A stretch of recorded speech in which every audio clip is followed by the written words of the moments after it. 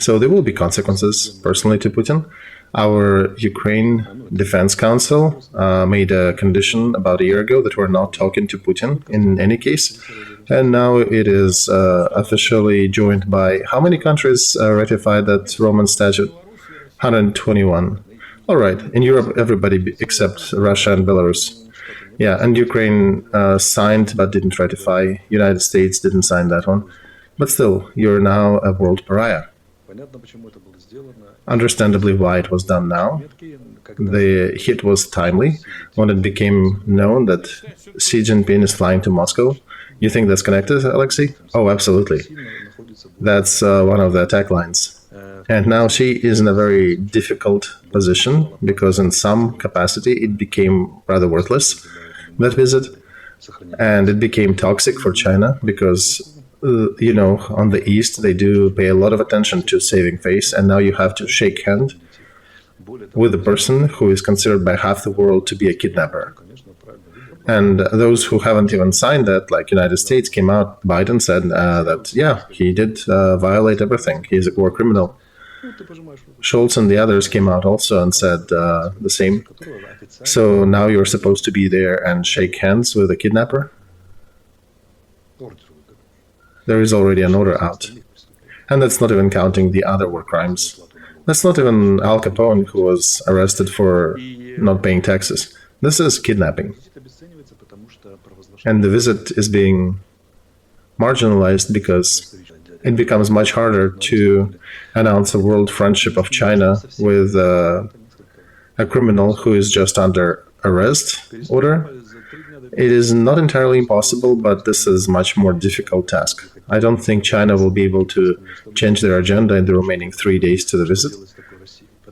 But in reality, they will be thinking a lot about what can they do or should they do with Russia in that format. Because all their attempts was basically to maintain Putin in power as the Chinese puppet. Because he was giving them any concession they asked, and they actually liked it.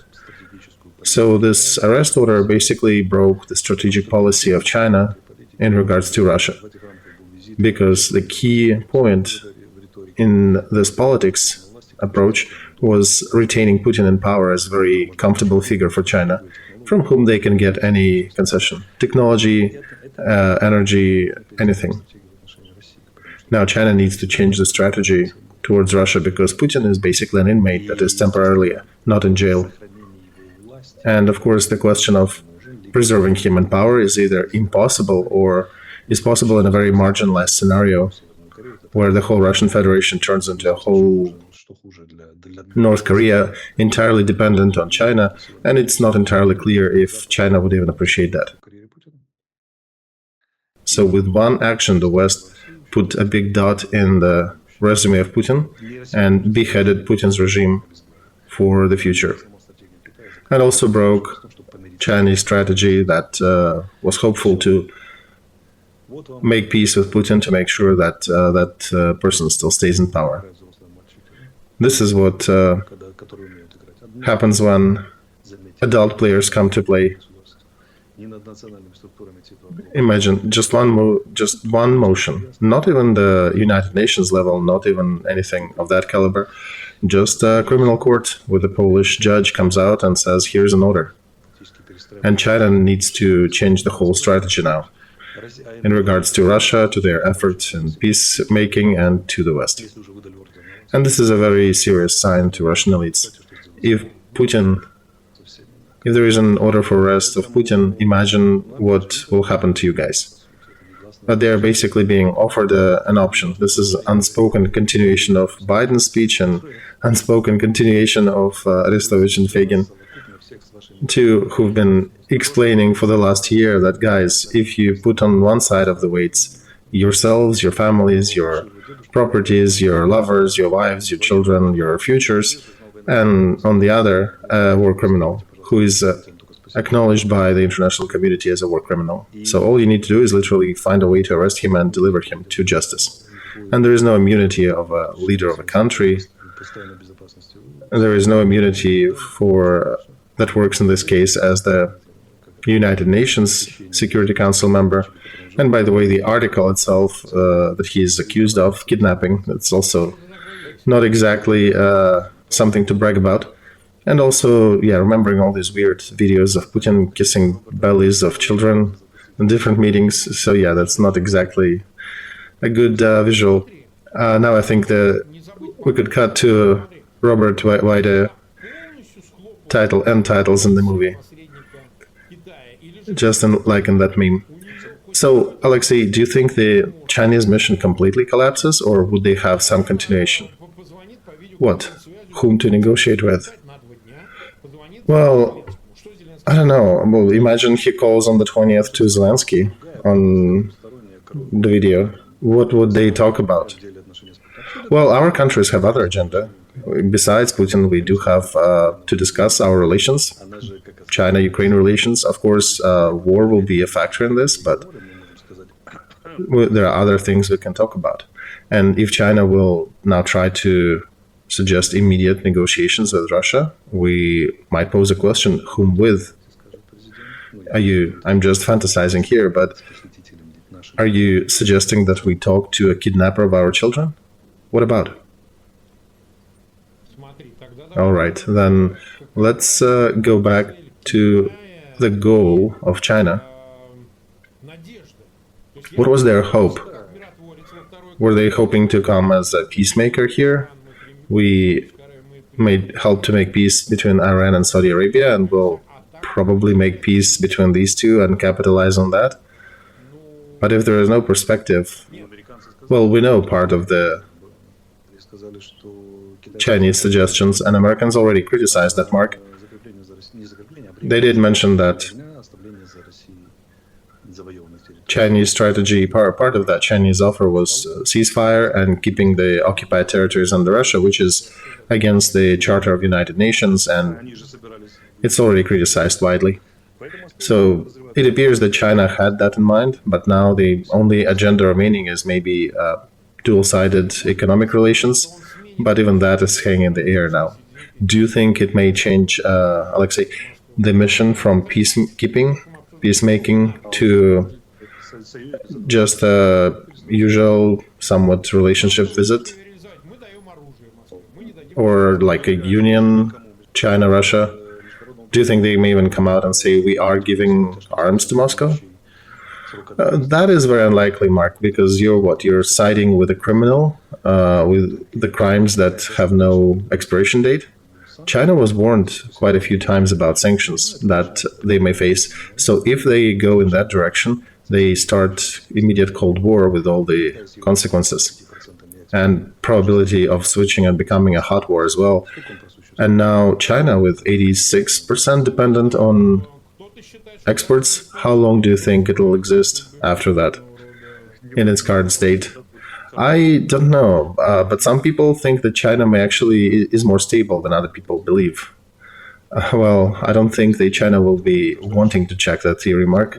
And I did talk to some people in the know, in the higher levels of echelon in China, and there's basically a loud howl pervading the halls of their capital, appealing to Xi to not to not strike any accord with Putin. And it's not low-level party members; it's the top, it's the leadership of the party trying to address him to say no, do not strike any agreement with Putin.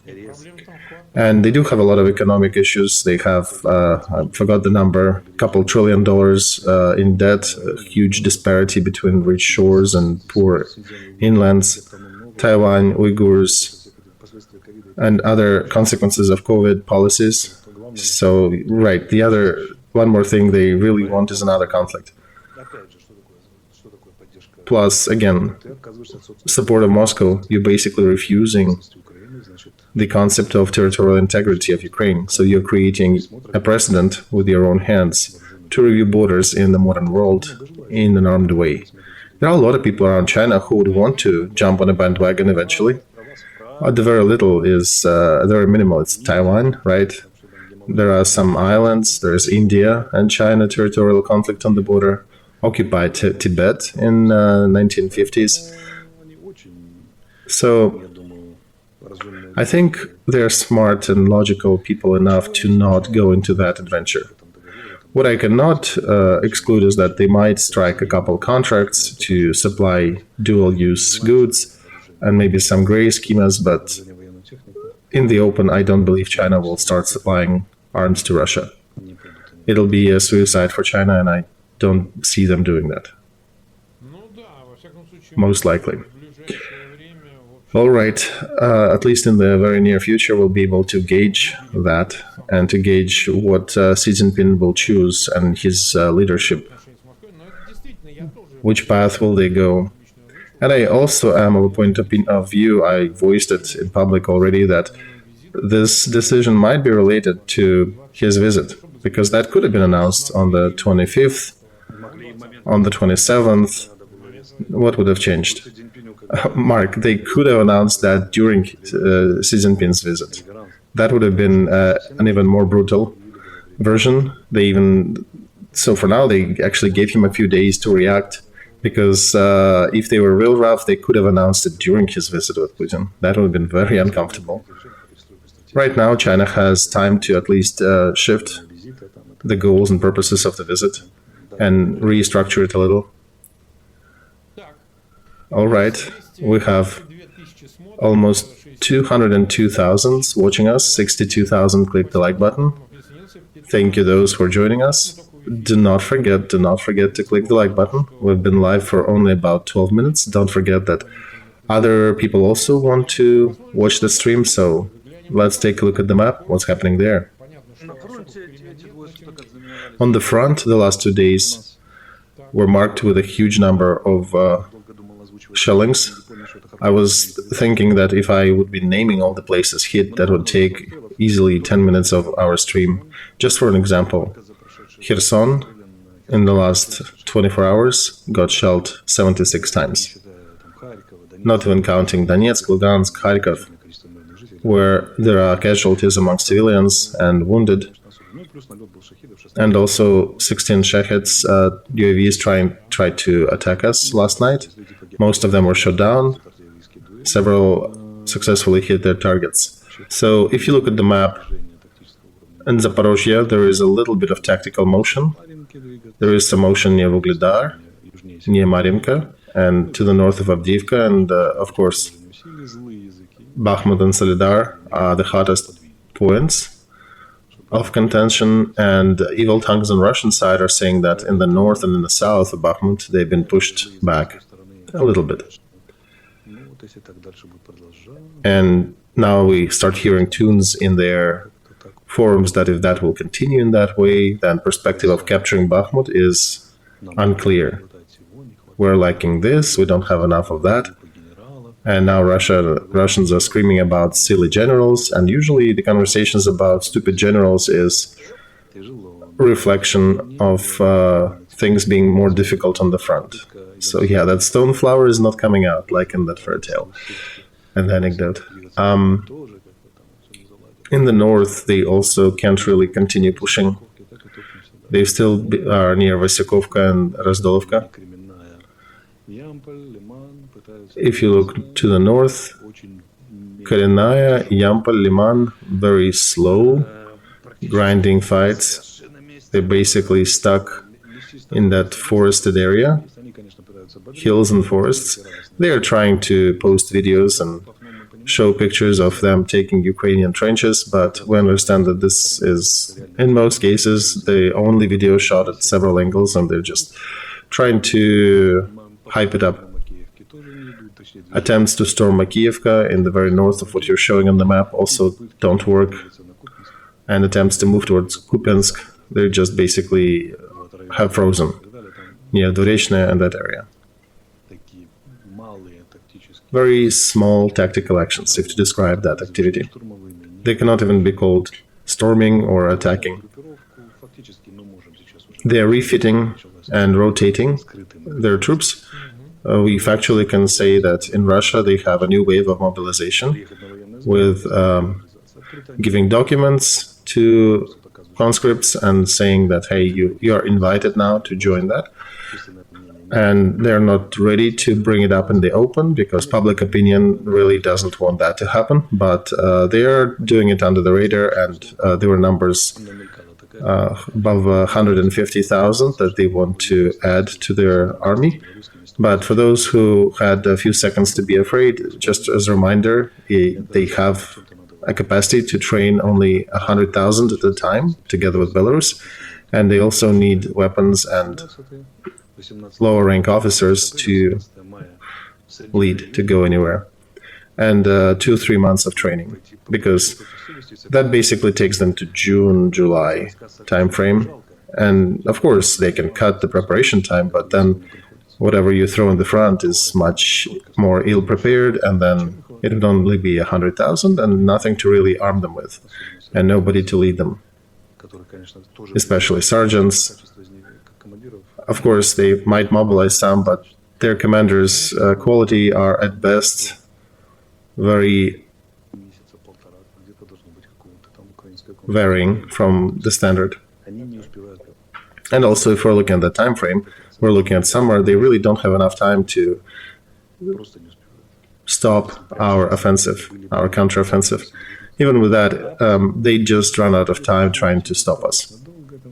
And since that mobilization will continue, will take at least a month, maybe even more, that hidden effort. So this activity is rather hopeless, and likely will be used not to attack Ukraine, but to try to stop our counteroffensive at best. Because all Russian agenda on the front, except for stupid attempts to take Kremenaya, Kupiansk, and Bakhmut, this is really is turning now into strategic defense lines, especially on the south. All right, 226,000 are with us. 77,000. Click the like button. Guys, if you don't click us up to 100,000, I'll slowly walk out of the frame. We're almost. Come on, guys, it's 220, only 100k likes needed. You can do it. It'll help this stream to get in the trends and recommended and get more eyeballs on this. All right, next question about the grain deal. I don't know what are the reasons behind Moscow's position. Maybe you can elaborate on this intrigue. They said they will extend it for 60 days. Ukraine said that we're eager to do it for 120 days more. For me, it doesn't matter, both of them. No, Mark, no, there is a difference. Oh, tell us more. Well, they expect our counteroffensive to start within the next 60 days. And what then? Well, they need these negotiations as another tribune to scream about, hey, if they don't stop this counteroffensive, we will not continue the grain deal. As if Alexei counteroffensive will stop because of the deal? No, it won't. Of course it won't, but it's at least some lever. You know, it won't help, right? But they need to do something, so that's the story. They're hopeful that at about that time frame, they will be hit pretty hard on the front, and they will need to scream and to promise to break something. And what can they break? Well, in this case, they'll be able to break the grain deal. They can actually break it anytime, but Turks indeed want to have paper here. That's why. Because, see, we agreed to be okay for 60 days. But I think Turks in their version wrote 120. So it's interesting. It's interesting how that will unfold, and I don't think anything Alexei will help them to scream. Right, it won't, but they got to do something, right? They have to go through some motions and to send their diplomats somewhere and to pretend to play stuff or cosplay that. All right, there is some logic in this. I'm just thinking personally that some people were considering maybe that's related to elections in Turkey, which will be over by day 60 of that contract extension. I don't know if that'll help Erdogan, but anyway. By the way, it might be that angle too, Mark, as a factor, because if Erdogan is not elected, they might try to re-establish the deal on new conditions, on new terms. But if he will be elected, then perhaps they can go back to the table and add some other or try to add some other conditions to it. So that's just the level of diplomacy. The Russian diplomacy now that they are trying to blackmail in supplying food to Africa. What basically is being stated is that let's put millions of people at risk of hunger because we have political aspirations to things changing on the front and in Turkey. Is it responsible politics, a responsible world player? No, right? Even USSR, that people have accused of a lot of things, would have never done such politics. As the old veterans of Cold War in America say, you can call USSR the empire of evil 3 times, but at least there were people who lived through the Second World War there and who did not want the repetition of that, and they were conducting responsible politics in this regard. These guys have not. And just the statements of their last several days, remember? 8 minutes for our missile to hit the capital that might try to arrest Putin. And now the next one is that grain agenda to perhaps put millions of people in hunger, in the danger of hunger. What else? What did Medvedev tweet in his pork Ukrainian something with Biden? I'll quote here, Alexei. Excuse me, I'm quoting his tweet. Why am I doing that? Is because people always turn to me saying, why are you calling him an idiot and Adamov? Because here's why. Idiots in Europe tried to arrest an alien. I don't know if he's meaning a movie, but whatever. On the 21st of March, they will arrest their own. That's Trump, right? We'll talk about that later. Bring your country back, Americans, to arms, destroy the tyranny of Washington, and send to the dump yard of history the corrupt gang of pork Ukrainian files, father and son Bidens. And he added, for whatever reason, MAGA at the end. And at the bottom he ended, the post is placed by the request of candidate in the President of the United States, Colonel Daniel Theodore Trump. That's beyond Alexei. And that creature was a president in Russia since 2008 to 2012. And that's the power we're dealing with. We have to. Mark, some of them are openly insane, yes. An attempt of Russian senator to capture Constantinople. I don't think he's a senator, right? He's an official figure, though. He used to be. Anyway, a note from the public Russian media that Constantinople needs to be captured, while Turkey has issues, and the formula is issues after the earthquake. Already, responded to that. Bagdasarov, go, try. Try to take your raft to Turkish shores. We'll see how far will you fare. We'll buy beer and popcorn. So, and then be surprised that people are treating them as rabid dogs, actually more like rabid monkeys. No surprise there, right? How would they say that? Turkey was wavering about accepting Sweden and Finland to NATO, but I hear more and more affirmations that likely will be okay. Finland, I think it's already decided, Alexei. And Sweden, do you think it's still open? I think even adding Sweden to NATO is awesome because they have a mobilization reserve of 250,000. They have almost 1,000 kilometers border with Russian Federation, plus the shoreline, another 30 kilometers of Finnish Strait, and it's fully controlled by NATO. So, right, Putin's result of trying to push NATO back to the borders of 1997. And if they think that Russian rhetoric is not a fact, I would say in all the serious analytics, Russian rhetoric is being considered. Timothy Snyder, when he was making statements about Russia, he actually, as an invited expert when he testified in the United Nations, he is stating that Russian politics is a politics of genocide of surrounding nations. And I was, somewhere at that time, was writing a post which was retweeted a ton of times. I think people appreciated that formulation that Russian ideology is the one that makes genocide an official politics. So, and that's everything they do.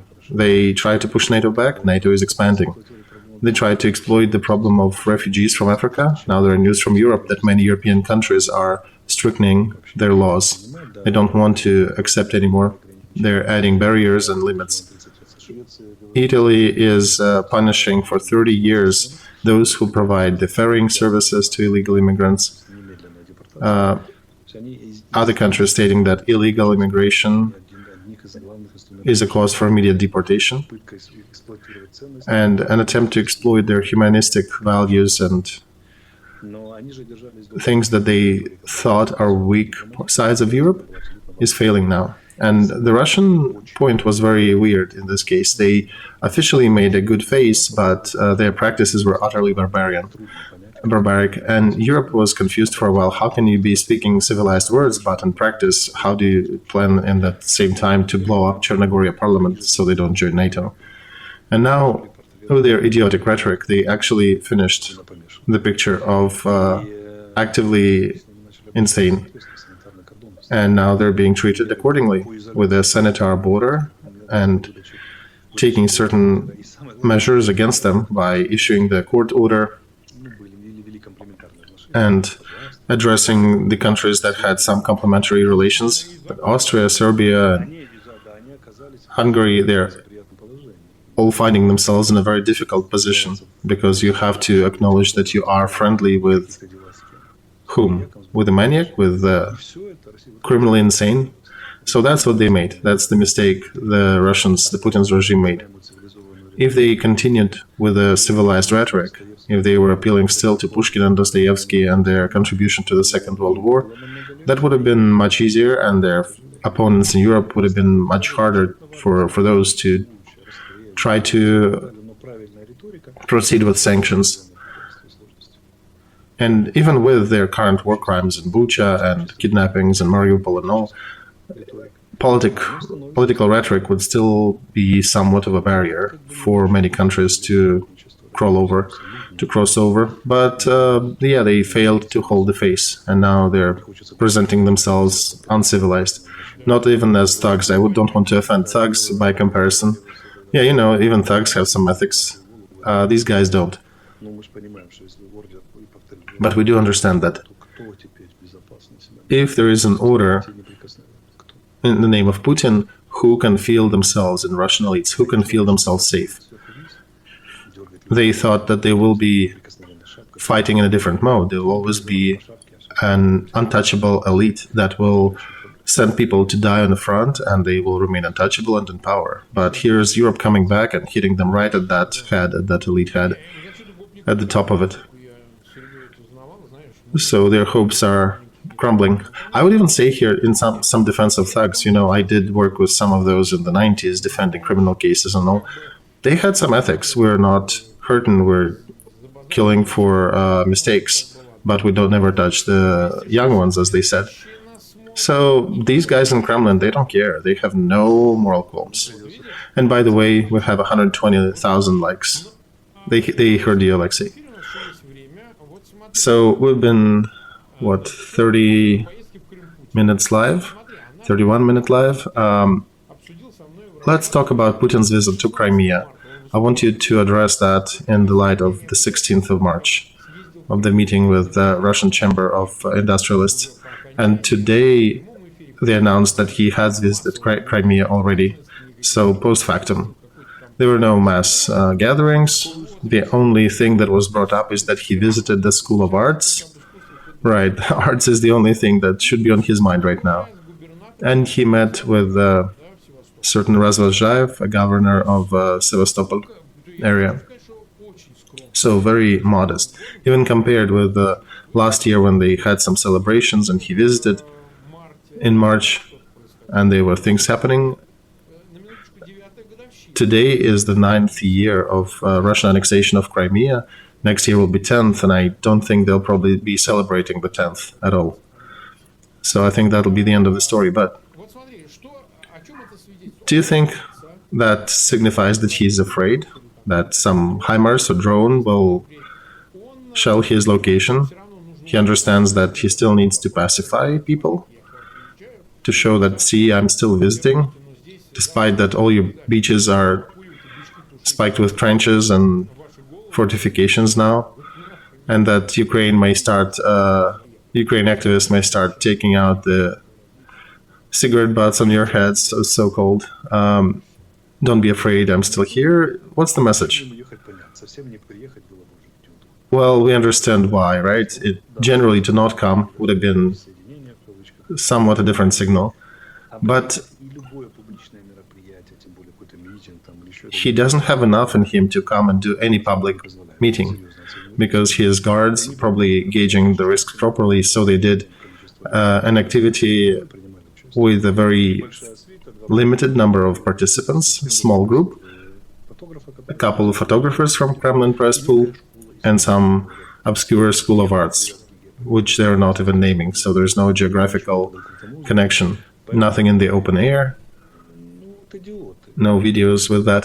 Idiots, right? They could have said that he's sick or he's preparing for a visit by Xi Jinping and he's working with documents, record a proper message to the citizens of Crimea, and they just to pacify them in the open and say, hey, I'm with you. But on the other hand, he's going there to open the School of Arts, but there are no public statements at all. Exactly, there are no public statements.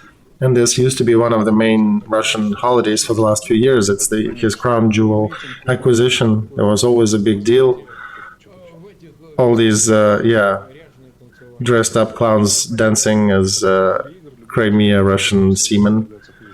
But in the political decision-making, Mark, any polar decision is better than the medium decision. So he had to either go there fully in the open with a full geographic connection, maybe even risk his life and say that, hey, I'm not even afraid of HIMARS. So then everybody gets that the leader got balls and he's as strong as, let's say, Zelensky, who visited Bakhmut and other places on the front, and see ours is not afraid more.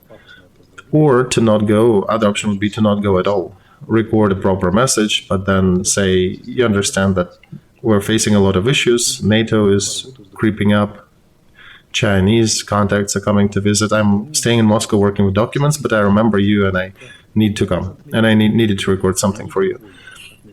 Of course, the leader doesn't have to go to things like that. But there was an action, a tiny as the mosquito penis, a visit to open a School of Arts, right? No idea what is that for. Mark, you've been vice mayor of a city. What was needed to send you to open a School of Art? That would be awkward, even in your city, right? It was awkward. I wouldn't even have been sent to that. Me and art are not exactly a good match. Okay, your colleague who is more in charge of art, some department of education, right?